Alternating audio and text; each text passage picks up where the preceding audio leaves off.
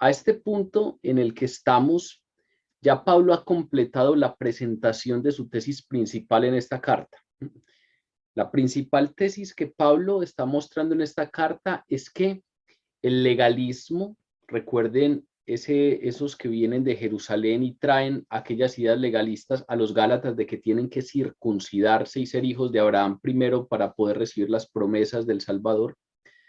Pablo tiene una tesis clara y es: el legalismo no tiene nada que ver con recibir y vivir la vida cristiana. No es necesario que se circunciden, les dice a los Gálatas, no es necesario ninguna obra de parte de ustedes, sino que son salvos por la obra de Jesús. Y entonces, en contraposición con ese legalismo que les estaban presentando a los Gálatas, aquellos venidos de Jerusalén, Pablo les habló de la gracia y les habla de la gracia que es suficiente para la salvación. No se necesita entonces ninguna otra obra. Pablo les dice claramente que añadirle cualquier cosa a la gracia, añadirle cualquier cosa a la obra de Jesús, equivale precisamente a decir que la obra de Jesús no es suficiente, que la obra de Jesús es insuficiente para hacernos salvos. Y entonces claramente plantea que si algo se le añade a la gracia, deja de ser gracia. Y que el cristianismo plantea que ninguno de nosotros puede ser salvo por méritos propios y que entonces Jesús vino y ganó justicia a través de su muerte para que cada uno de nosotros seamos justificados. Ahora, resulta que esta tesis que plantea Pablo trae una consecuencia negativa, no porque la tesis la traiga, sino que trae una consecuencia en términos de entendimiento en aquellas personas que, debido a su inmadurez espiritual o debido a que simplemente tienen un acercamiento poco sincero, interpretan entonces a partir de la gracia algo relacionado con la posibilidad entonces de abusar de esa gracia y poder entonces tranquilamente descuidarse en términos de la forma en que viven, descuidarse en términos de la vida cristiana, porque entonces, como lo que yo hago no tiene nada que ver con mi salvación, entonces me tranquilizo, me relajo, puedo entonces darle gusto a mis deseos, puedo entonces darle gusto a todas mis apetencias, puedo hacer lo que quiera.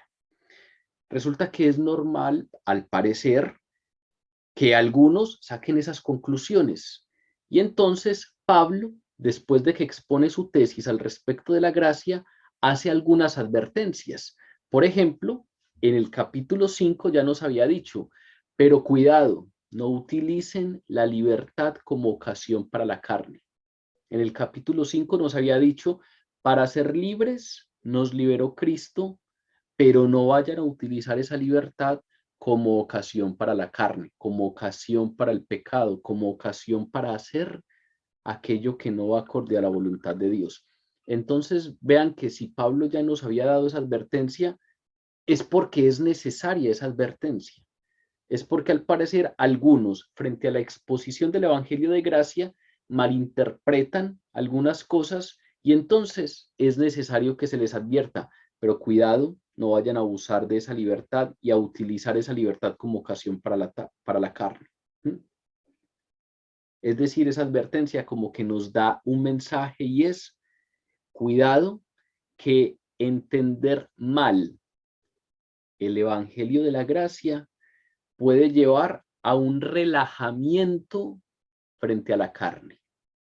Y esto que acabo de mencionar es importante porque recuerden que en semanas pasadas, desde hace algunas semanas, Pablo nos ha venido hablando de un conflicto que hay en el interior de todo cristiano. Los deseos de la carne y el fruto del espíritu. Las obras de la carne y el fruto del espíritu. Y entonces nos está diciendo, nos está haciendo una exhortación, anden en el espíritu. Pero vean que es importante entonces esta advertencia porque al parecer malentender la gracia puede llevar a un relajamiento frente a la carne y pueda llevar entonces a que los creyentes se descuiden y precisamente den ventajas para obrar en la carne. ¿Por qué esta advertencia? Hago un recorderis rápido. Recuerden que Pablo ha venido explicándonos qué es eso de la carne. Y recuerden que ya lo conversamos en esta epístola particularmente. La carne, esta expresión que utiliza Pablo o este concepto que utiliza Pablo, tiene que ver con la parte no redimida de nosotros. Nosotros fuimos redimidos por Jesús desde el momento en el que creímos en Él, pero la palabra nos revela que hay una parte en nosotros que no ha tenido redención completa y que solamente será totalmente purificada y totalmente redimida cuando estemos en la gloria de Dios.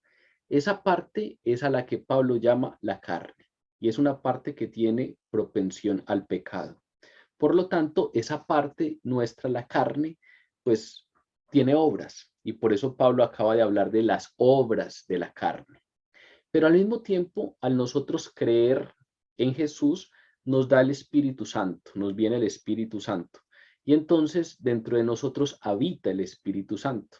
Y por lo tanto, también hay otra parte en nosotros redimida y guiada por el Espíritu Santo, que es a lo que llamamos, que cuando la dejamos guiarnos, genera en nosotros lo que llamamos el fruto del Espíritu.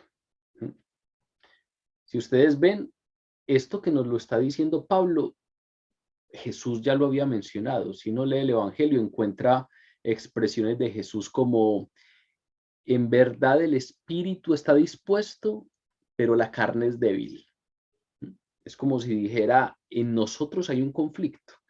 Hay disposición en el espíritu, pero hay una parte nuestra no redimida que es débil, que tiene propensión al pecado. Y entonces, como dijimos semanas atrás, en nosotros hay un conflicto. En todo cristiano hay un gran conflicto. Desde el momento en que nosotros creemos, arranca un conflicto dentro de nosotros. Y muy seguramente todos ustedes experimentan eso.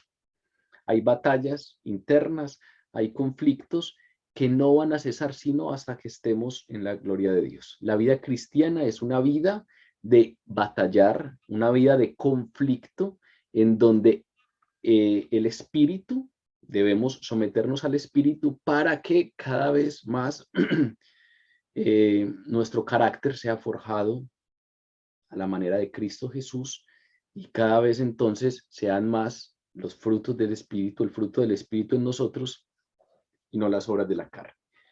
Entonces, ese conflicto del que hablamos hace unas semanas nos hace traer ciertos puntos a la mesa que son importantes. El primero de ellos, que lo abordamos hace 8 días, es el pecado es una realidad en todo cristiano. No importa que ya hayamos creído, no importa que tengamos al Espíritu Santo, el pecado es una realidad en nosotros y por eso es que hay un conflicto. Por eso es que en el Padre Nuestro decimos, no nos dejes caer en la tentación. Si el pecado no fuese una realidad, pues no tendríamos que lidiar con eso. Pero el pecado es una realidad en todo cristiano. Recuerden lo que dice Primera de Juan, capítulo 1, versículo 8. Si decimos que no tenemos pecado, nos engañamos a nosotros mismos. Pero lo segundo es que ser conscientes de que hay un pecado y plantearlo de la manera como lo estamos planteando, ser conscientes de que el pecado es una realidad en la vida de todo cristiano, también puede ser malentendido y puede acarrear relajamiento. El pecado es una realidad en la vida de todos, entonces nos relajamos. Es una realidad y entonces puede que el entenderlo como una realidad haga que nos acostumbremos a vivir con él, desconociendo precisamente la exhortación que nos hace Pablo de anden en el espíritu y no satisfagan los deseos de la carne. ¿Por qué es medular esa exhortación? Anden en el espíritu.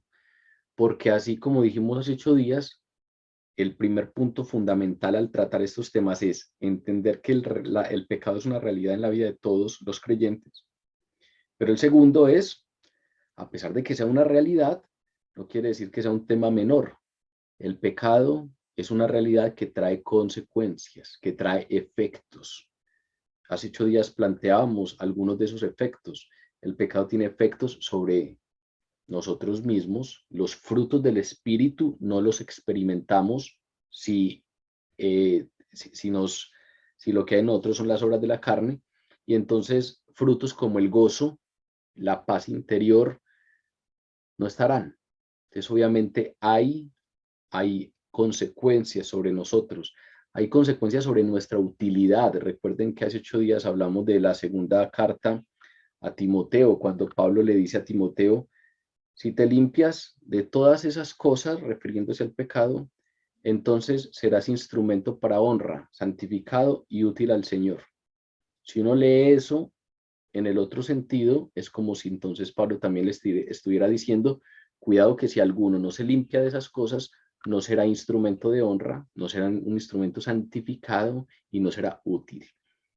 Entonces, el pecado trae consecuencias como esas. No experimentar frutos del Espíritu, no ser útil en el servicio que Dios nos tiene. Pero fuera de eso también planteamos que tiene consecuencias en nuestra relación con Dios y obviamente en nuestra relación con las demás personas. Hace 8 días precisamente estábamos hablando de la importancia de darle relevancia a esas consecuencias del pecado. Y que es tan importante darle relevancia a esas consecuencias que Pablo claramente da una instrucción para que nosotros los creyentes restauremos a los demás creyentes cuando caigan en pecado. Es decir, el pecado es un asunto tan grave y tiene unas consecuencias tales sobre nuestra vida que ustedes no deberían quedarse tranquilos si alguno de los creyentes que conocen está en pecado y simplemente se está acostumbrando a vivir con ese pecado. Y entonces la instrucción de la que conversamos hace 8 días es, vaya y restáurelo. Y tuvimos, conversamos un poco sobre las instrucciones que da Pablo en esa restauración. Es decir, es como si Pablo estuviera diciendo, vea, eso es una realidad y es posible que usted caiga. Es una realidad, entonces es posible que el día de mañana usted caiga en un pecado, pero no se vaya a quedar ahí. Ese no puede ser su estilo de vida. Si usted resbala y cae, levántese. Y si usted ve que otro resbala y cae, levántelo, ayúdelo a levantar, porque eso trae consecuencias. No se vayan a quedar ahí porque eso trae consecuencias. Precisamente hago toda esta introducción porque el tema de hoy hay que entenderlo muy bien, primero en ese contexto de la gracia, porque ese asunto de las consecuencias del pecado a veces no lo entendemos bien en el contexto de la gracia. Y segundo, en el contexto de la gracia hay que entender que Pablo, al exponernos la gracia, también nos dice, cuidado que es que la gracia no tiene nada que ver con el relajamiento. Y una cosa es ser salvos, pero la otra es que también tenemos un llamado a la santificación, a la santidad. Y entonces, en ese sentido, en ese contexto de entender las consecuencias del pecado en el contexto de la gracia, es que podemos entonces abordar el tema del texto de hoy. Vamos entonces a leerlo para a partir de ahí empezar pues a conversar este tema de la siembra y la cosecha. Gálatas capítulo 6, versículos del 7 al 10. Dice así: no se engañen, Dios no puede ser burlado, pues todo lo que el hombre siembra, eso también segará, porque el que siembra para su carne, de la carne segará corrupción, mas el que siembra para el espíritu, del espíritu segará vida eterna. No nos cansemos pues de hacer bien, porque a su tiempo segaremos, si no desmayamos. Así que según tengamos oportunidad, hagamos bien a todos y mayormente a los de la familia de la fe. Vean que en ese contexto que acabamos de plantear, Pablo precisamente vuelve a hacer otra advertencia, y así es que comienza el texto que abordamos hoy, a partir de una advertencia. Es como cuando allá atrás, vuelvo y repito, en algún momento Pablo se dio cuenta que estaba hablando de la libertad de la gracia, de la libertad cristiana que viene a partir de entender la salvación por gracia, y se dio cuenta que algunos podrían malinterpretar ese asunto y entonces les dice, cuidado y no utilicen esta libertad como ocasión para la carne. Algo parecido pasa ahora. Y entonces expresa claramente el Evangelio de Gracia, ya tiene clara la tesis, planteada su tesis, y ahora nos dice una advertencia nueva. No se engañen, Dios no puede ser burlado. Vean que es una advertencia fuerte. No se vayan a engañar. Y ese término engañar, ahí en ese texto es la traducción de planao. Y la traducción de planao literal es el verbo descarriar. Es decir, ese tema de engañarnos tiene que ver con descarriarnos, tiene que ver con salirnos del camino. Cuando uno se descarría o se descarrila, es porque había un carril, es porque había un camino planteado, es porque hay una forma de caminar, es porque hay una ruta señalada para caminar. Y entonces es como si Pablo les dijera, vea, cuidado que es que ustedes ya fueron engañados por otros. Recuerden que vinieron unos tipos de Jerusalén a traerles unas ideas legalistas del Evangelio y ustedes cayeron. Y ustedes les creyeron todo lo que les dijeron, a pesar de que yo mismo los había instruido en el Evangelio de gracia, les dice Pablo. Ahora, cuidado, se van a volver a dejar engañar. Y ya ni siquiera de terceros, sino de ustedes mismos. Ahora que les volví a dar claridad frente a lo que es la gracia, cuidado, van a atar cabos en su cabeza de manera incorrecta y entonces van a terminar sacando conclusiones incorrectas y se van a engañar ustedes mismos. No se vayan a engañar ahora que tienen claridad frente a la salvación por gracia, les dicen. Y no utilicen la libertad de la gracia para engañarse ustedes mismos. No utilicen la libertad de la gracia para descarrilarse. No utilicen la libertad de la gracia para salirse del camino. Es una indicación muy fuerte, porque la advertencia que está dando es que el que se sale del camino se está engañando a sí mismo. El creyente que se descarrila se está engañando a sí mismo. Es como si les dijera en otras palabras, vea, tengan cuidado, les dijera a ellos y nos dijera a nosotros. Es como si hoy entonces la palabra nos estuviese diciendo, tengan cuidado, tengan mucho cuidado, porque solo por el hecho de que ustedes sean creyentes, solo por el hecho de que ya conozcan a Jesucristo, solo por el hecho de que ustedes tengan plena certeza de que creen en Jesús y que su obra en la cruz los hace salvos, y entonces por el hecho de que ustedes sean hijos adoptivos de Dios, no vayan a creer que pueden pecar con impunidad. No vayan a creer que porque ustedes ya son hijos de Dios, pueden pecar sin que eso traiga consecuencias sobre sus vidas. Se están engañando si creen que Dios no trata con severidad el pecado en la vida de sus hijos. Se engañan si creen que Dios es indiferente al pecado en la vida de sus hijos. Recuerden la advertencia que hace el apóstol Santiago en su carta, sean hacedores de la palabra. Cada rato la recordamos ese texto aquí en el grupo, precisamente para que esto no se nos convierta en un asunto de escuchar y escuchar y escuchar palabras sin que eso haga rema en el corazón, sin que eso realmente se genere vida para nosotros. Santiago dice, sean hacedores de la palabra y no solamente oidores, engañándose a ustedes mismos. es la misma advertencia.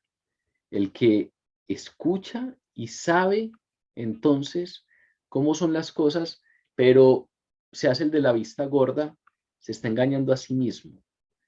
Aquí Pablo está dando una advertencia, cuidado, ustedes son salvos por gracia. Esa es la tesis clara. Somos salvos solo por la obra de Cristo Jesús en la cruz del Calvario. No por nada más. No porque yo tenga un carácter muy fuerte y sea capaz de que en mí ese conflicto que hay entre la carne y el espíritu lo gane el espíritu. No es por eso que somos salvos por la obra de Jesucristo y ya.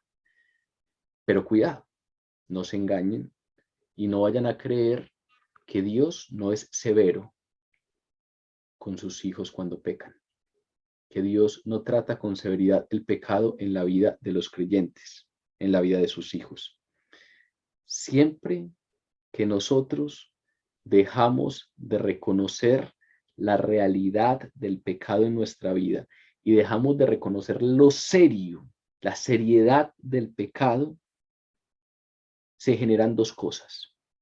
Cuando usted empieza a relajarse y empieza a bajar la guardia y empieza a dejar de reconocer esa realidad del pecado y la seriedad, las consecuencias, el efecto que trae el pecado, según lo que nos está diciendo hoy el texto, ocurren dos cosas.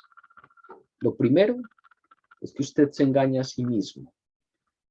Cuando empezamos a ver el pecado sin la seriedad que tiene, sin las consecuencias que tiene, lo primero es que nos engañamos a nosotros mismos. Eso es importante, porque Pablo no le da vueltas a eso. Pablo simplemente dice, si usted no le da seriedad al pecado, se está engañando. Y cuando dice se está engañando, está diciendo está en un error, usted está engañado. Entonces no hay que darle muchas vueltas. Nosotros cuando empezamos a consentir con el pecado, damos vueltas y buscamos excusas. Y no, es que de pronto no es tan así. No, es que la sociedad hoy en día tal cosa. No, es que aquellos son muy mojigatos. No. Cuando uno empieza a dar vueltas para consentir, Pablo no da vueltas. Pablo dice, en todo momento en que usted esté frente a la realidad del pecado y no reconozca la seriedad que tiene eso, usted está en un error. No le dé vueltas, usted está en un error. Usted está obrando equivocadamente. Usted se está engañando a usted mismo. Pero lo segundo, que es una consecuencia peor que la primera, es que según lo que nos dice aquí Pablo, cuando nosotros entonces no reconocemos la realidad del pecado en nuestra vida y la seriedad que eso tiene, nos estamos burlando de Dios. No se engañen, Dios no puede ser burlado, dice. Esa segunda consecuencia equivale a tratar a Dios con desprecio, a despreciar el camino que Dios está proponiendo. Es como si Pablo nos dijera, vea, es como si Dios le estuviera aquí despejando un camino, si Él fuera con un machete delante de usted, despejándole el camino en un bosque denso, y usted despreciara ese camino y cogiera por otro lado. Es como si usted despreciara la clase de vida que Él le está proponiendo. Y la palabra que utiliza Pablo es muy interesante, porque esa palabra que utiliza para decir burlado, Dios no puede ser burlado, es el griego mukterizo, cuyo significado literal es levantar la nariz, como cuando alguien en un acto de irreverencia, en un acto de burla, levanta la nariz altivamente. Eso es lo que significa mukterizo. Pablo aquí está diciendo, cuidado que es que cuando usted no toca con la suficiente seriedad este asunto, se está engañando a usted mismo, pero está pretendiendo hacerle eso a Dios, está pretendiendo hacerle ese signo, ese gesto de levantar la nariz, está cometiendo esa irreverencia, esa burla. Y entonces por eso dice, cuidado, cuidado que Dios no puede ser burlado. Cuidado que usted se está engañando a usted mismo y está creyendo que eso que está haciendo no trae consecuencias, pero ese acto de burla, esa irreverencia trae consecuencias. De manera pues que, en otras palabras, Pablo nos está diciendo que todo creyente que peca, cada que nosotros pecamos, de cualquier forma y en cualquier grado, porque a veces nos volvimos expertos en jerarquizar pecados y entonces tenemos algunos pecados por allá seleccionados y esos sí son los graves, pero nos acostumbramos a vivir con otros. Cada que el creyente peca de cualquier forma y en cualquier grado, lo que está haciendo es levantándole la nariz a Dios, haciendo un acto de burla al Señor de manera irreverente y altiva. Eso es lo que pretendemos hacer. Puede que algunas veces con más conciencia que otras veces, pero es lo que pretendemos hacer. Nos engañamos a nosotros mismos y creemos que podemos burlarnos de Dios. Precisamente, entonces, Pablo, a continuación, aborda que ese asunto de burlarse de Dios trae consecuencias. Y entonces nos dice que aún el ser hijos de Dios y ser salvos y creer en Jesús como Salvador no nos exime de las consecuencias de una ley espiritual, de un principio espiritual que rige y que es verdadero y que es el que al que Pablo se refiere con el asunto de la siembra y la cosecha. A partir de los siguientes versículos, desde el versículo 7b hasta el 10, Pablo entonces nos va a explicar un poco de qué se trata ese principio espiritual. Comienza enunciándolo. En el versículo 7 dice, pues todo lo que el hombre sembrare, eso también segará. Ese es un principio claro que nos expone Pablo. Todo lo que usted y yo sembremos, eso segaremos. Vean que utiliza una figura de una ley inviolable. El universo está bajo el control de leyes inviolables. Y aquí, en este texto, Pablo aplica una ley muy conocida en el mundo natural, que es una ley de la botánica. Esa ley es: una semilla no puede producir no puede reproducir sino una planta de su propia especie. Si uno siembra una semilla de frijol, pues no puede esperar que de ahí salga algo distinto. De ahí va a salir una planta de frijol. Si alguien planta una semilla X, pues va a salir de allí una planta asociada con esa semilla X. Una semilla, cualquiera que sea, no puede sino reproducir su propia especie.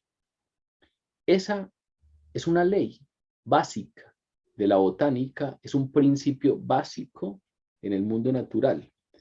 Y lo que está aquí haciendo Pablo es diciéndonos, pues, es que hay leyes espirituales, hay leyes en el campo espiritual, hay principios en el campo espiritual que son igualmente inviolables.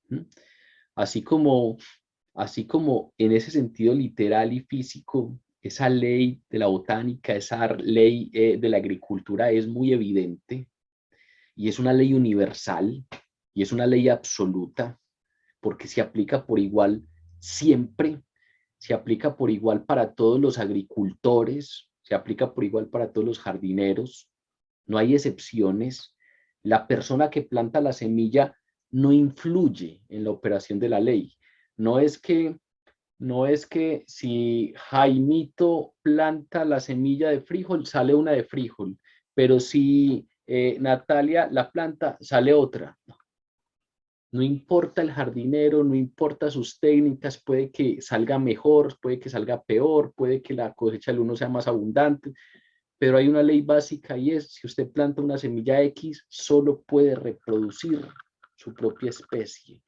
No hay excepciones. Es universal y es absoluta.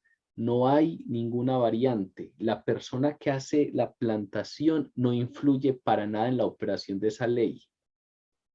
Y entonces, lo que esa persona siembre, eso es lo que va a cosechar. Lo que esa persona siembre, eso es lo que va a segar.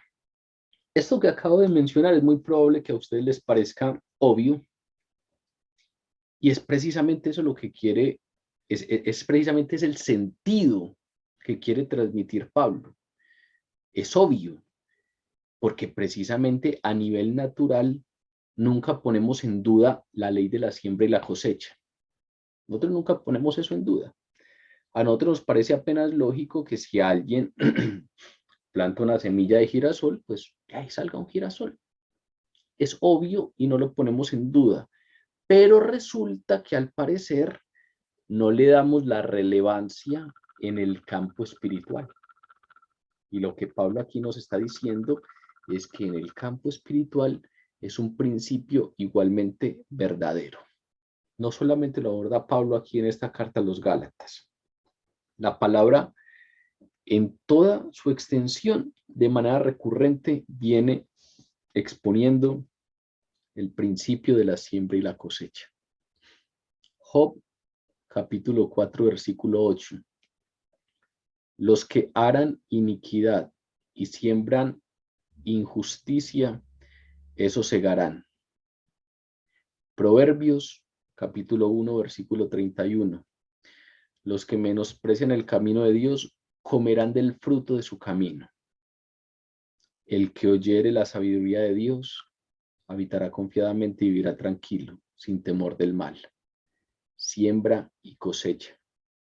El profeta Oseas, capítulo 8, versículo 7. Los malvados sembraron viento y segaron torbellino. Lo que siembran, cosechan. Aún en el campo espiritual más concreto, Pablo mismo en la carta a los Romanos plantea este mismo principio. Romanos capítulo 2, versículo 9. Tribulación y angustia sobre todo el que hace lo malo. Sembró maldad, cosechará tribulación y angustia. Pero gloria y honra y paz a todo el que hace lo bueno. Lo que se siembra, se cosecha. No es un principio, vuelvo y repito, que Pablo está enunciando de manera inédita en la carta a los Gálatas. Está por doquier en la palabra. Ahora, este asunto de la ley de la siembra y la cosecha es muy interesante abordarlo en el marco de la carta a los Gálatas, porque pareciera que viéndolo así, pues no concuerda del todo con el Evangelio de gracia. Entonces, abordarlo en el en la carta a los Gálatas precisamente nos exige entender que la ley de la siembra y la cosecha no contradice el Evangelio de la gracia. Es más, el Evangelio de la gracia habla de la siembra y la cosecha. La ley de la salvación en Jesús es siembra y cosecha. De hecho, la ley de la salvación en Jesús es la máxima demostración de esa ley. Jesús sembró justicia perfecta y cosechó vida eterna. Y los creyentes solo podemos cosechar vida eterna por unirnos por fe con Cristo y lo que Él ha sembrado. El Evangelio de la Gracia claramente nos dice, es que si ustedes son injustos, si ustedes tienen pecado, no pueden de ninguna manera pretender sembrar pureza, sembrar justicia. La única manera para que el creyente coseche vida eterna es unirnos con Cristo y unirnos con lo que Él ha sembrado. Porque por cuenta propia no tenemos nada que sembrar que nos permita cosechar vida eterna. Y entonces, por eso nos hacemos uno con Jesús. Vean las figuras botánicas que utiliza la palabra. Él es la vid y nosotros los pámpanos. Nos hacemos uno con Él para que la savia, los minerales, los nutrientes que fluyen a través de Él nos alcancen, que es su justicia, la nueva naturaleza. Por eso hay un cambio de naturaleza, porque nos unimos a Jesús y es uniéndonos a Él y a lo que Él ha sembrado la única manera que tenemos de cosechar vida eterna. Ahora bien, a pesar de eso, esto que acabo de mencionar, que es el Evangelio de Gracia que nos plantea la palabra, no implica que los creyentes quedamos exentos de las consecuencias de lo que sembramos por cuenta propia. Porque para salvación nos tenemos que unir a Jesús y a lo que Él ha sembrado para cosechar vida eterna. Pero en nuestra vida, recuerden que en esta parte de la carta a los Gálatas, estamos en la tercera parte de la carta, Pablo está hablando de la vida cristiana, de cómo vivimos. Y resulta que en esa forma de vivir, usted y yo sembramos por cuenta propia. Y entonces el hecho de que seamos creyentes, el hecho de que podamos cosechar salvación por hacernos uno con Jesús, no quiere decir que quedemos exentos de las consecuencias de lo que sembramos por cuenta propia. Somos salvos, vuelvo y repito, yo soy muy redundante, muy probablemente cansón con este asunto, pero cuando se habla del tema de la responsabilidad humana, hay que hacer énfasis en la tesis primaria de la carta. Somos salvos no por nuestra capacidad de resistirnos a la carne. Usted está llamado a andar en el espíritu. Todos los que estamos aquí reunidos y todos los clientes estamos llamados a andar en el espíritu. Y ya lo hemos hablado en semanas anteriores. Andar en el espíritu, que implica resistirnos a la carne. ¿Y cómo nos resistimos a la carne? Sometiéndonos a la voluntad y al control del Espíritu Santo. Ahora, a pesar de que usted está siendo llamado a eso se llama santificación, proceso de santificación, no salvación. Usted y yo no somos salvos por nuestra propia capacidad de resistirnos a la carne.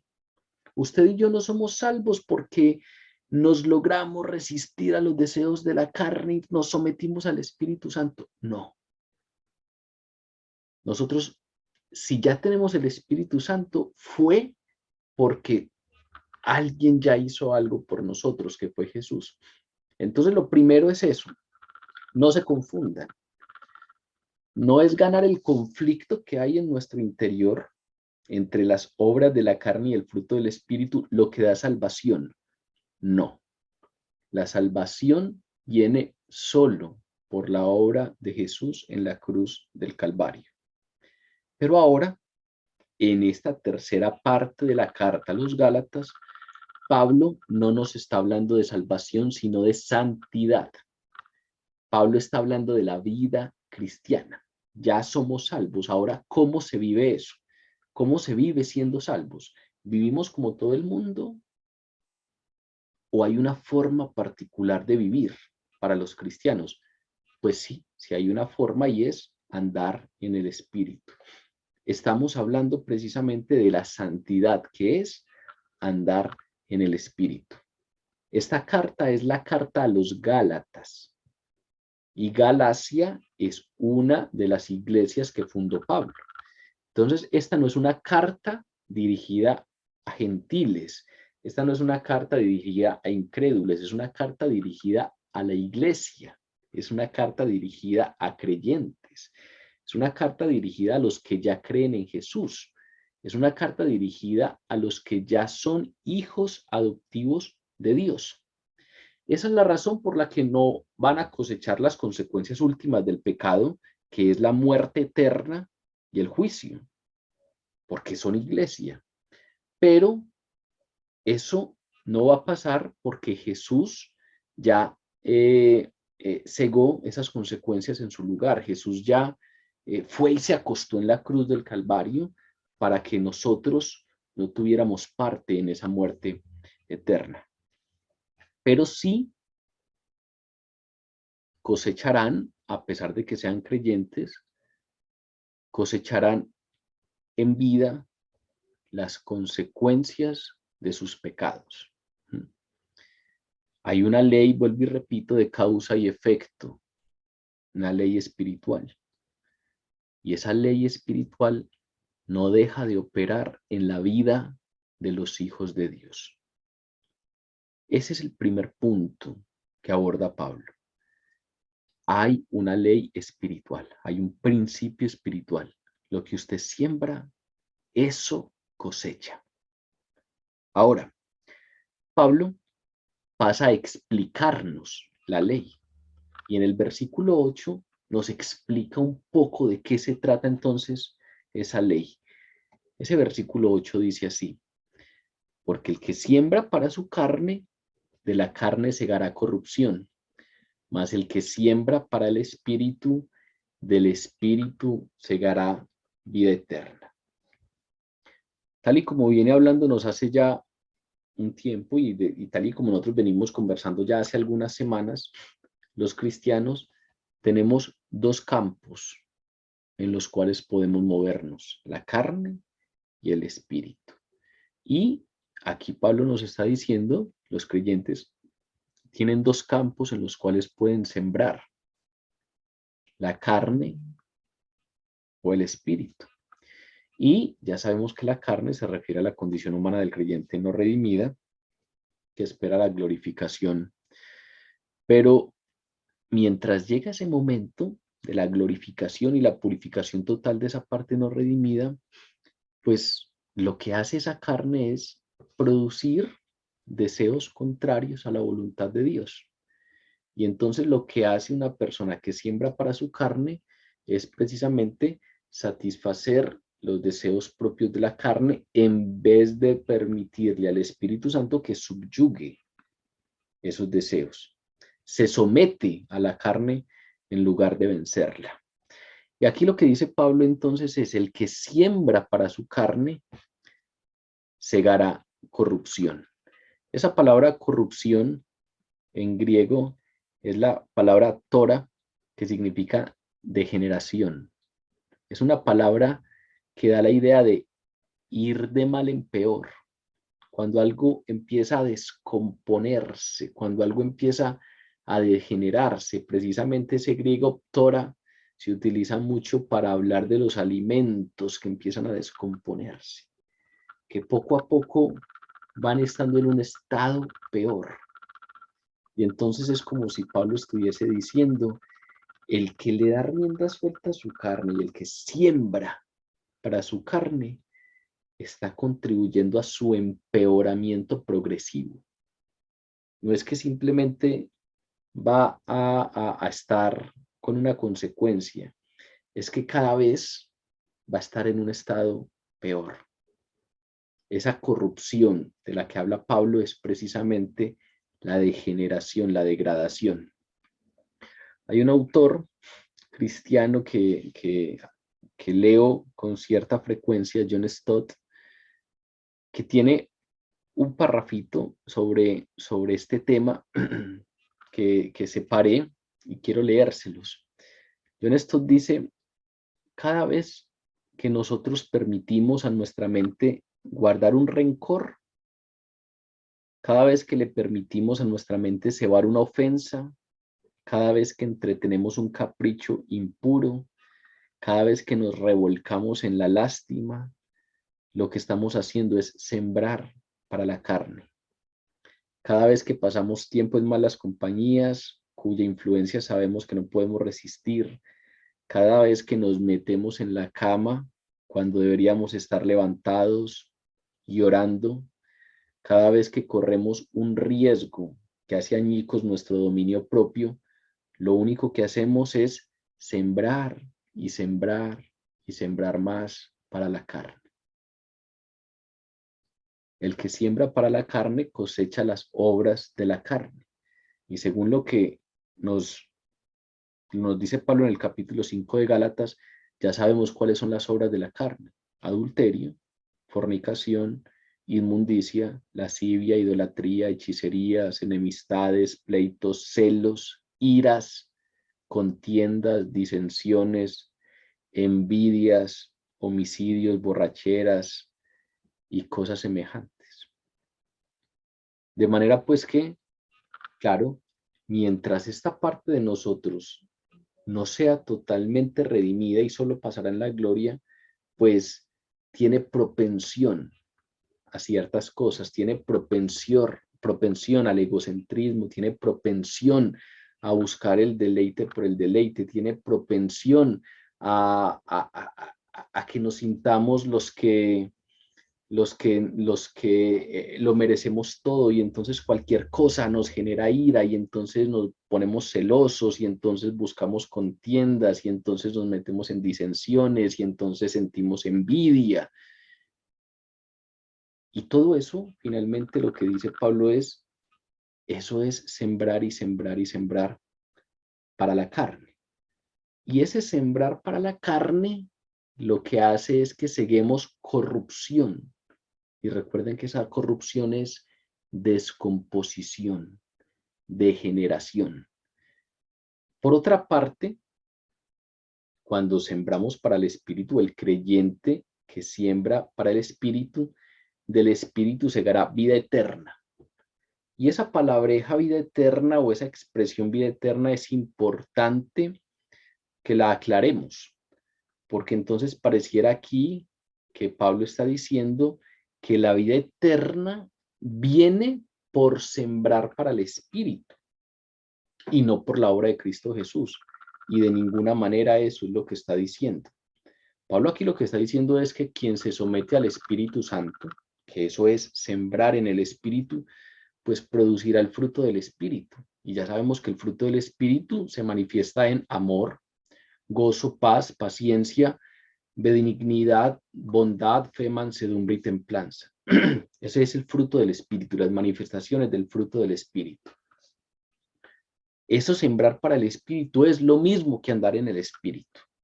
Ese sembrar en el Espíritu es lo mismo que ser guiados por el Espíritu.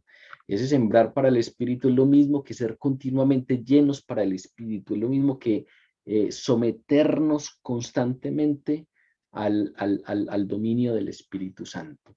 Someter constantemente nuestra voluntad y nuestra libertad al Espíritu Santo. Ahora, vuelvo al punto. Según la palabra de que estamos abordando, el producto de sembrar para el Espíritu es la vida eterna.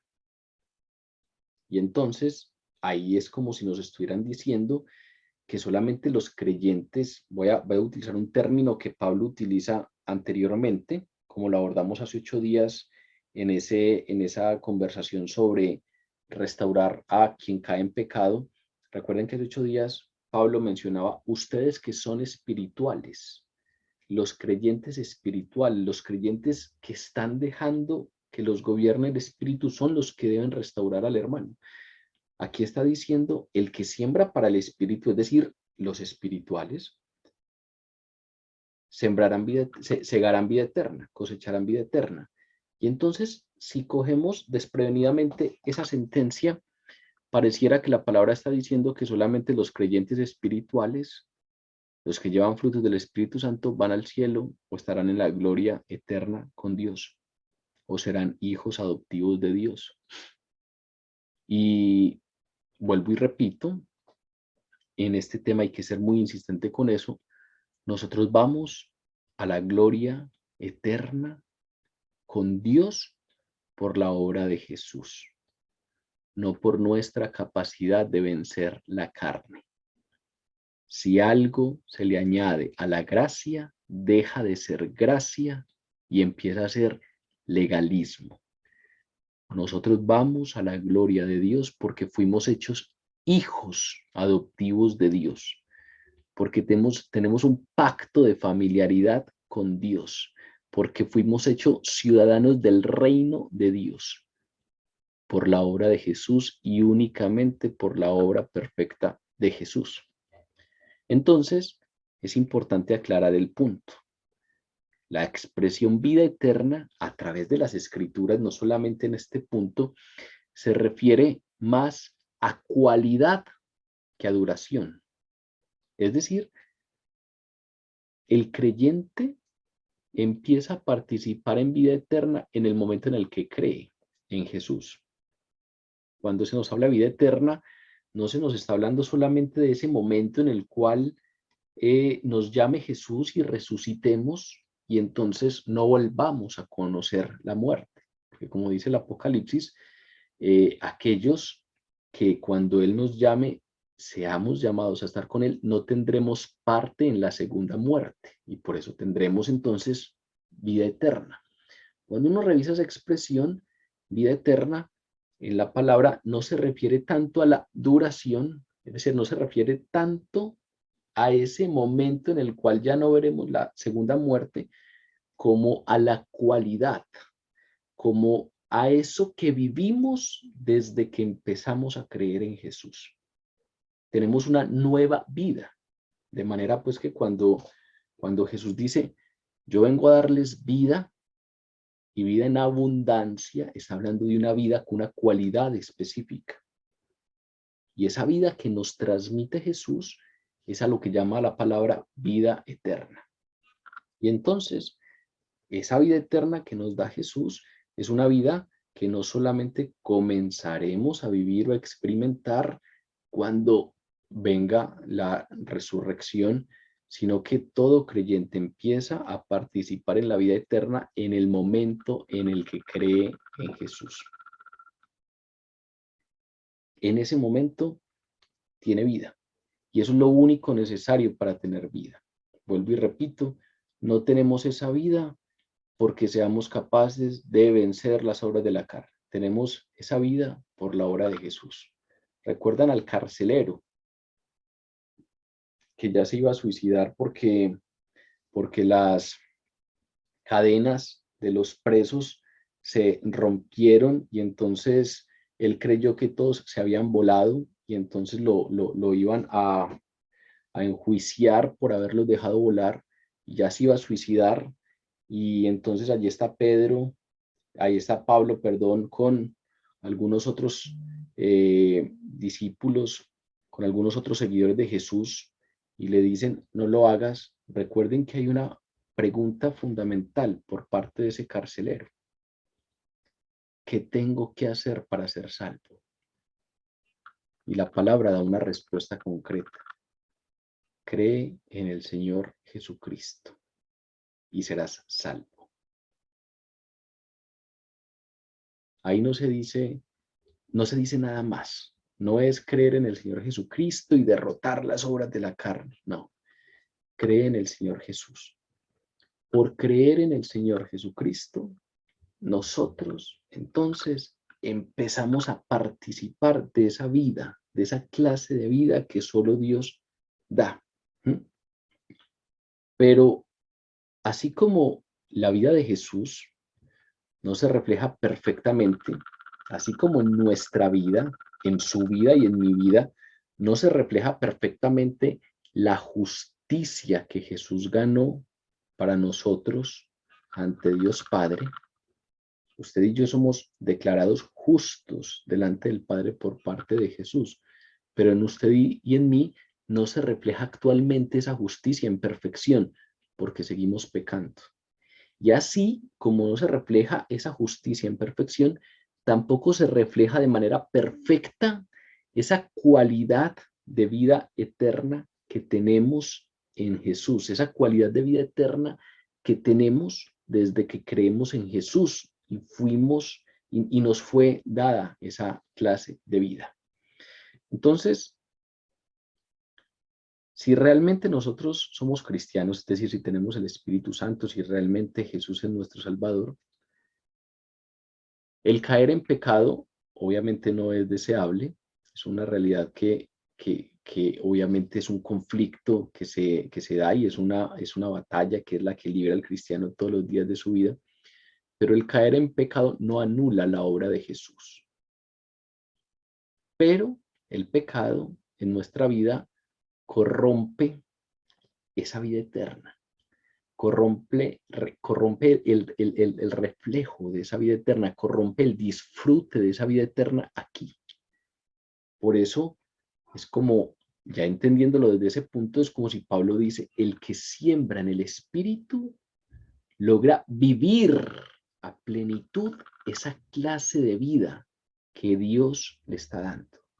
El que siembra en el Espíritu es el único que es capaz de vivir a plenitud la clase de vida que Jesús da. Ahí no está hablando de salvación, está hablando de santidad. Y entonces nos está diciendo, vean, yo no solamente quiero que ustedes estén conmigo allá en la gloria, yo quiero que ustedes aquí vivan la vida que yo tengo pensado para ustedes. Pero vivir a plenitud, esa vida que Él tiene pensado para nosotros implica sembrar en el Espíritu. El que siembra en la carne cosecha corrupción. El que siembra en el Espíritu cosecha esa vida plena, esa vida eterna, esa clase de vida que Dios da. No anula el pecado en el creyente la obra de Jesús, pero sí corrompe, sí deteriora, sí daña la plenitud de esa vida que Dios nos da. Es por eso que muy seguramente usted y yo nos hemos encontrado con personas que son creyentes y son desdichados y se mantienen tristes y son miserables y probablemente tienen una vida más miserable que alguien que no cree, pues porque finalmente, y digo más miserable, pues en el sentido de que todo creyente que cae en pecado y que está en el pecado, pues tiene un conflicto constante porque ese pecado está en conflicto con su nueva naturaleza en Cristo y eso es una batalla sangrienta que se libra en el interior y que los incrédulos nunca la tienen. Pero precisamente por eso es que a veces vemos creyentes que tienen una vida en donde no se manifiesta el gozo de haber creído en Jesús, en donde no se manifiesta la paz que sobrepasa todo entendimiento. ¿Por qué? Pues porque el que siembra para la carne cosecha corrupción. Y solo el que siembra para el espíritu puede experimentar a plenitud la clase de vida que Dios da, que es la vida eterna. Solo el que cosecha, solo el que siembra en el espíritu cosecha el fruto del espíritu. El gozo es un fruto del espíritu. La paz que sobrepasa todo entendimiento es un fruto en el espíritu. Y entonces, a pesar de que seamos creyentes, si no estamos tomando el pecado con seriedad y estamos cosechando para la carne, no podemos entonces pretender experimentar ese gozo y esa paz que sobrepasa todo entendimiento. Ahí es donde Pablo dice, no se engañen. Dios no puede ser burlado. ¿Por qué en mí no se da esa promesa que Dios dice y la paz de Dios estará en sus corazones? ¿Por qué no se da? Es que hay un principio espiritual. El principio espiritual es siembre en el espíritu y segará el fruto del espíritu. La paz que sobrepasa todo entendimiento es un fruto del espíritu. Si estamos segando, si estamos sembrando en la carne, cosecharemos las obras de la carne, cosecharemos corrupción. No nos engañemos a nosotros mismos. A pesar de que seamos creyentes,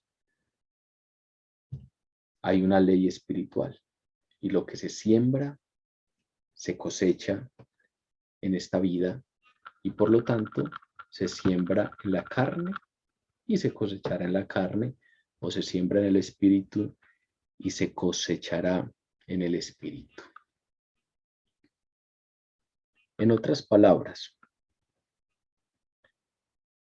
cuando nosotros siendo creyente, pecamos, no perdemos el Espíritu Santo.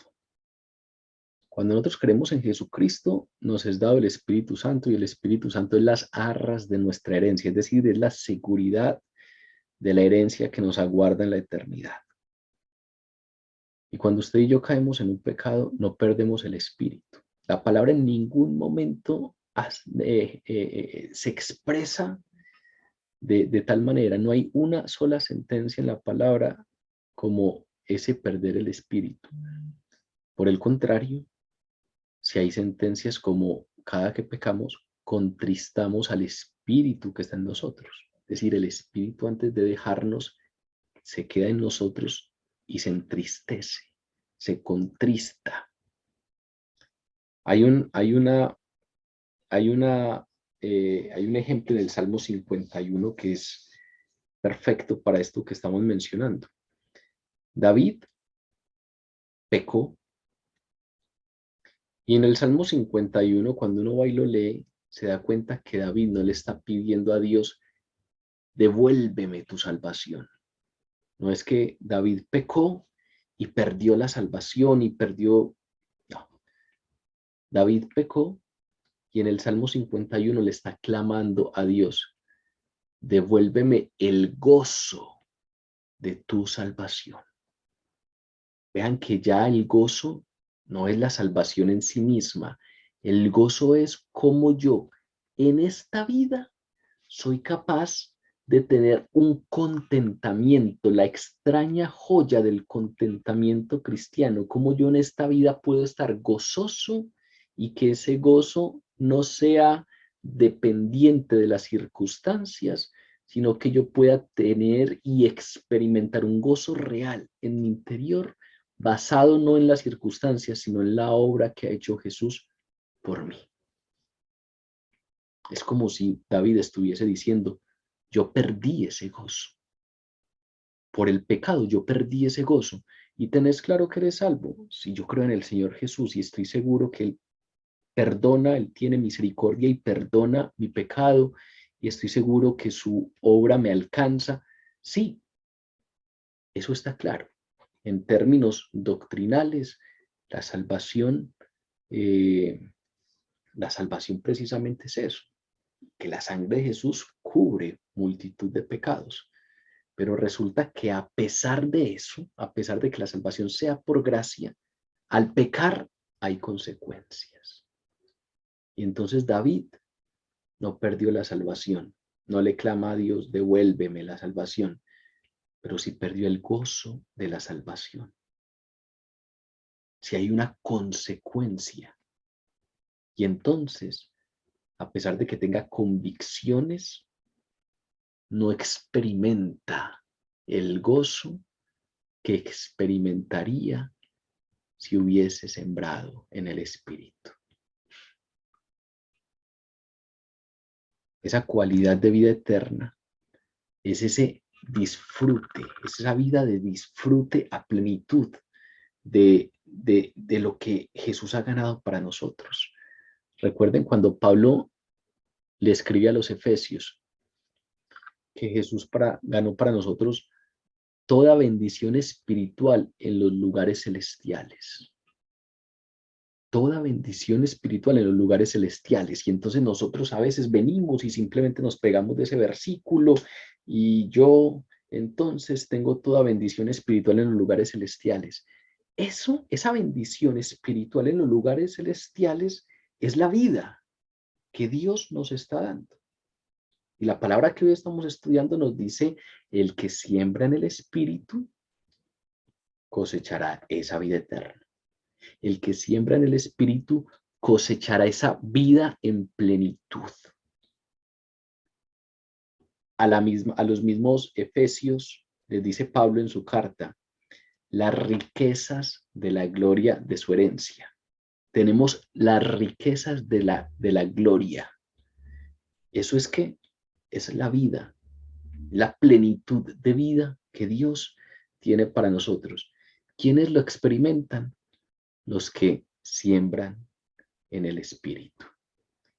Podemos ser creyentes, pero si estamos sembrando para la carne, No podemos más que esperar que esa cosecha sea obras de la carne.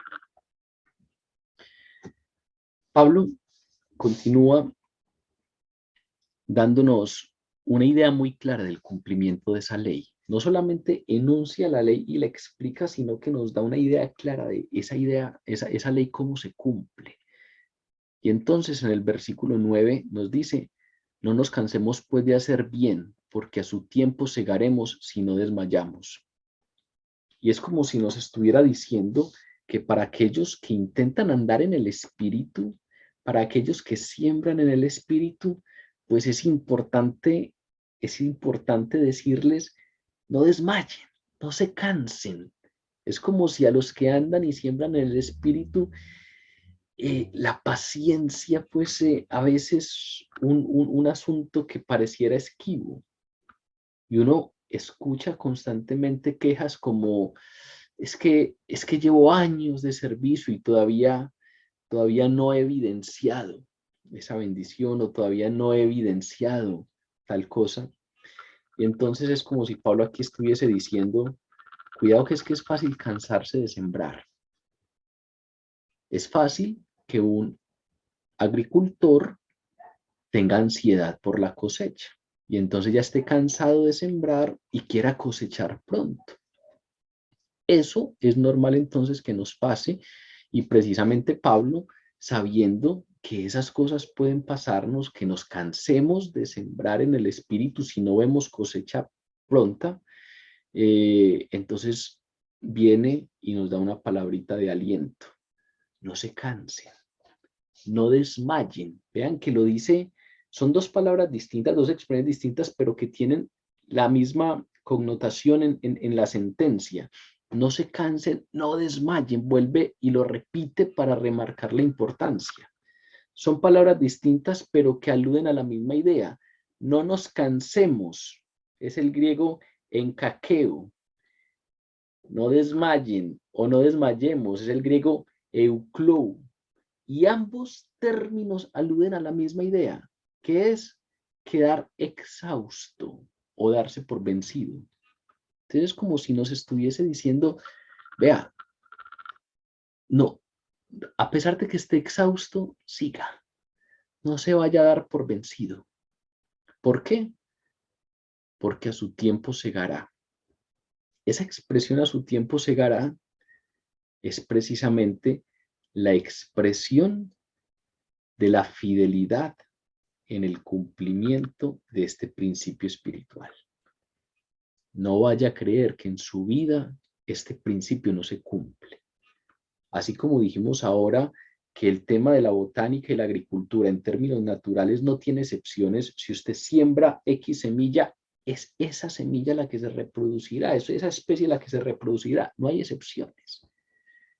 Pues aquí Pablo le está diciendo, no crea que usted va a ser la excepción, no se vaya a cansar. Si en algún momento ve dilatado el asunto, no desmaye, no se dé por vencido, porque a su tiempo segará. Es como cuando le dice a los corintios, allá en la primera carta de Corintios, capítulo 15, estén firmes y constantes, manténganse firmes, creciendo en la obra del Señor siempre, teniendo la certeza de que vuestro trabajo en el Señor no es en vano.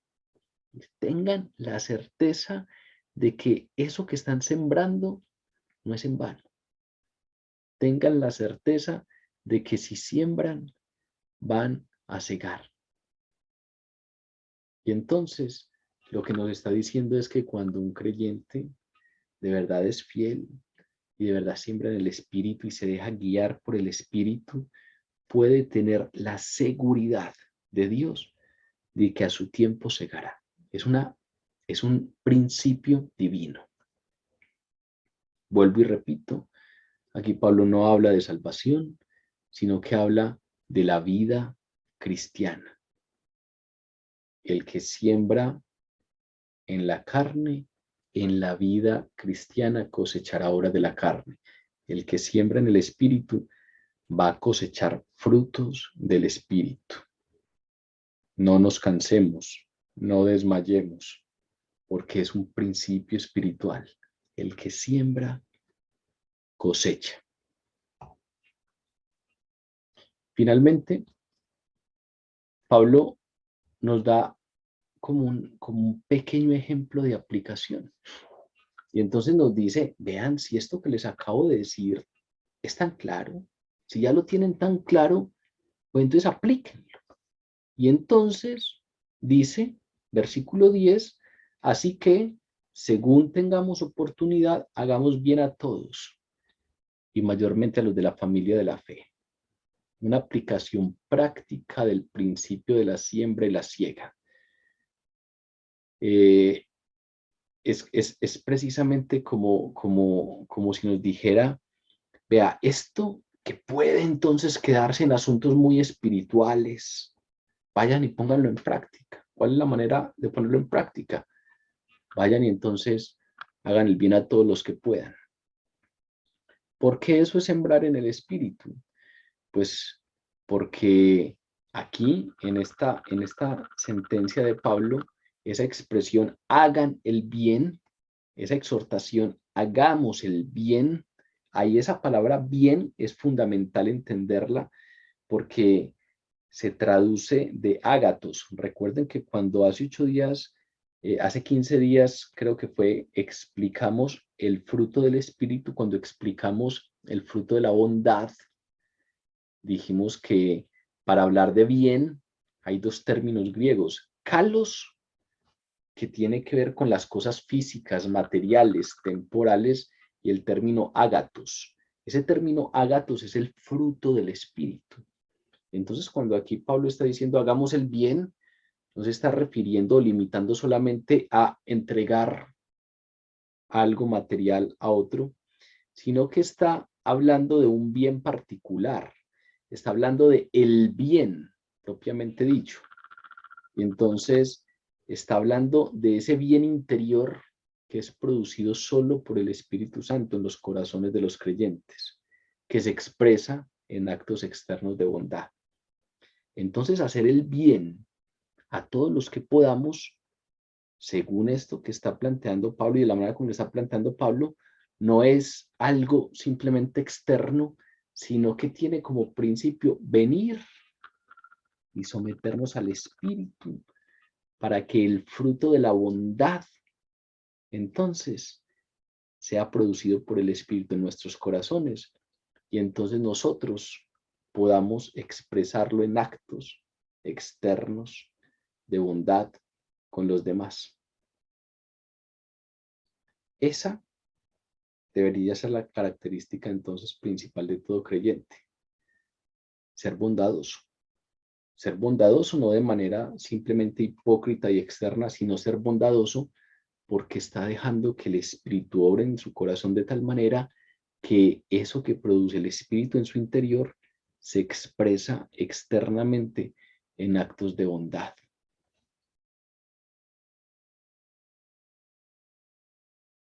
Ahora, ¿qué es ese asunto de la oportunidad? Cada que tenga oportunidad, haga el bien. Ese tema es otro punto importante ahí porque esa palabra oportunidad es kairos, es la traducción de kairos, que se refiere a un periodo de tiempo fijo y específico. Entonces, cuando aquí Pablo está diciendo, según tengamos oportunidad, no se refiere a esas oportunidades específicas que surgen en la vida, sino a la oportunidad que tenemos en este tiempo. Es como si nos dijera, este asunto es para esta vida. Estamos hablando de santidad. Entonces, este asunto es para esta vida. En esta vida es donde usted tiene la oportunidad de hacer el bien a los demás. En esta vida es la que usted tiene la oportunidad de sembrar en el espíritu. Y entonces, en esa oportunidad, cada que pueda, haga el bien. Y obviamente eso incluye no solo esperar pasivamente la creación de oportunidades, la generación espontánea de oportunidades, sino incluso ir a buscar y crear oportunidades particulares. Lo que nos está diciendo es, Vean, dejen que el Espíritu produzca en ustedes bondad y ustedes entonces van a expresarse bondadosamente con los demás de manera constante. Y eso es sembrar en el Espíritu, porque eso no puede hacerlo sino alguien que ande en el Espíritu. Eso, según esto que nos dice Pablo, es importante hacerlo con todos, incluyendo a las personas que no son creyentes. Pero hace un énfasis especial en los creyentes. Nos dice, así que, según tengamos oportunidad, hagamos bien a todos y mayormente a los de la familia de la fe. Y es como si estuviese haciendo eco precisamente a ese llamado que incluso ya que nos hace Jesús de ámense los unos a los otros como yo los he amado, ese llamado de que sea el amor mutuo que nos expresamos lo que nos diferencia. Recuerden cuando Jesús dice, en esto los reconocerán, en que se aman los unos a los otros. Recuerden cuando estudiamos Juan, decíamos, a nosotros no nos tendrían por qué reconocer porque andamos con escapularios, ni porque andamos con camándulas, ni porque tenemos una forma X de vestir. Cuando Jesús dijo, en esto los reconocerán, no estaba hablando de peinados, no estaba hablando de una manera específica de llevar la barba, ni de una manera específica de cortarse el pelo. En esto los reconocerán, en que se aman los unos a los otros. Ese es el rasgo distintivo del cristiano, el amor con los demás de la iglesia. Obviamente aquí Pablo está hablando, haga el bien a todo el que pueda, incluyendo los no creyentes, pero hace énfasis en los de la familia de la fe, precisamente haciendo eco a este asunto diferenciador que hay, que debería diferenciarnos entre los cristianos. El apóstol Juan es muy tajante con este asunto. En la primera carta del apóstol Juan incluso nos dice cosas fuertes asociadas a que revisemos realmente si sí somos creyentes y si somos parte de la iglesia o no. Primera de Juan 3:14 dice, nosotros sabemos que hemos pasado de muerte a vida, es decir, sabemos que somos salvos, sabemos que tenemos una nueva naturaleza, en que amamos a los hermanos. El que no ama a su hermano permanece en la muerte, dice. Vean que Juan es totalmente pragmático en ese asunto y no se va con temas espirituales, grandilocuentes. Él dice en términos básicos, la prueba de que usted realmente se ha rendido a Jesús y ha recibido el Espíritu Santo es que usted ama a su hermano. El que no ama a su hermano no puede decir que ha pasado de muerte a vida. Es más, luego en el capítulo 4 dice, si alguno dice yo amo a Dios y aborrece a su hermano es un mentiroso. Pues el que no ama a su hermano a quien ha visto, ¿cómo puede amar a Dios a quien no ha visto? Y nosotros tenemos este mandamiento, el que ama a Dios, ame también a su hermano. Vean cuánta gente es Juan. Si usted dice yo amo a Dios pero aborrece al hermano, es un mentiroso. Aquí Pablo está haciendo eco de eso. Está haciendo eco de lo que precisamente viene hablándonos desde el relato anterior que abordamos hace 8 días. La iglesia es un cuerpo, es una unidad. No todos tenemos la misma función, pero el uno no puede decirle al otro, no te necesito. Cuando el dedo pequeñito del pie está mal, la indisposición se siente en todo el cuerpo. Cuando Jesús habla de su iglesia, hace la analogía del cuerpo. Todos los miembros del cuerpo. Y entonces no es solamente un asunto de yo con Dios, sino que Pablo hace énfasis en el cuerpo. Por eso, si ves a tu hermano en pecado, ve y sírvele como apoyo y restáurale y edifícale y ayúdale para que salga de eso. No puedes estar indiferente a que un miembro de la iglesia esté en pecado. Y ahora nos dice, sean bondadosos con todos, pero hay algo particular, hay un amor diferenciador entre los miembros de la iglesia. Y es por eso entonces que esos actos bondadosos deberían manifestarse de manera especial entre los mismos creyentes. Esa debería ser ese factor distintivo, debería ser ese factor diferenciador de los cristianos. Y esta es la clase de siembra que produce una cosecha en el espíritu. Y esa es la clase de siembra que constituye un testimonio particular para los que todavía no conocen a Dios. Por eso Jesús dice, en esto los deberían reconocer. Cuando un no creyente los vea amarse de esa manera, debería saber, es que estos son cristianos. La manera como nos tratamos en la iglesia, la manera como nos preocupamos los unos por los otros, la manera como nos inmiscuimos en la vida del otro, no para rajar, chismosear, destruir, sino para coagonizar con el otro, para que me interesen sus cosas y ayudar en lo que pueda. Ese debería ser el máximo atractivo de la iglesia.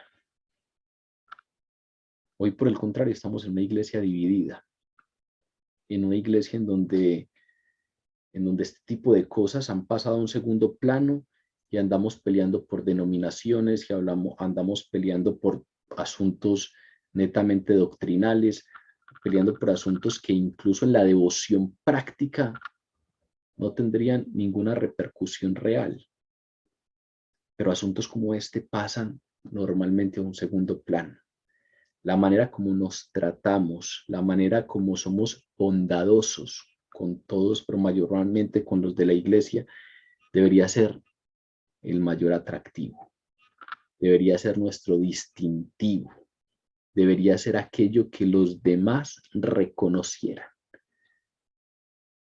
Y muy seguramente, como lo estudiamos en ese momento en Juan, muy seguramente Jesús, que les estaba dando una misión evangelizadora a sus apóstoles, sabía precisamente que ese rasgo distintivo era fundamental en esa labor evangelizadora, porque estábamos en un mundo que busca por todas partes bondad, compasión, amor, y que cuando mira hacia la iglesia encuentra más rigor en términos de juicio, encuentra menos compasión, encuentra más señalamientos, y es precisamente esa bondad fruto solo del Espíritu Santo orando en el corazón lo que puede producir una bondad que haga precisamente que los de afuera vean algo diferente en la iglesia y entonces quieran venir y experimentar también la plenitud de esa clase de vida que solamente Dios da. ¿Por qué no estamos experimentando muy seguramente esa bondad en la iglesia? Pues porque a pesar de que somos iglesia, porque a pesar de que somos miembros de la iglesia y porque a pesar de que somos hijos de Dios, pues a veces no nos tomamos el tema del pecado en serio y entonces sembramos en la carne. El que siembra en la carne cosecha en la carne. El que siembra en el espíritu cosechará esa vida en plenitud, de la cual el gozo, la paz, la bondad, la templanza, la mansedumbre constituyen manifestaciones del fruto del espíritu. No nos engañemos. Esa es la advertencia de Pablo. No se engañen. Que por mucho que seamos hijos de Dios, no podemos pecar impunemente. El pecado tiene consecuencias en la vida, tiene consecuencias con los demás, en la relación con Dios y en nosotros mismos. Y la principal consecuencia es la no experimentación del fruto del Espíritu, la no experimentación de la vida en plenitud que Dios ha preparado para nosotros. Porque solo el que siembra en el Espíritu cosechará vida eterna, vida plena en Dios.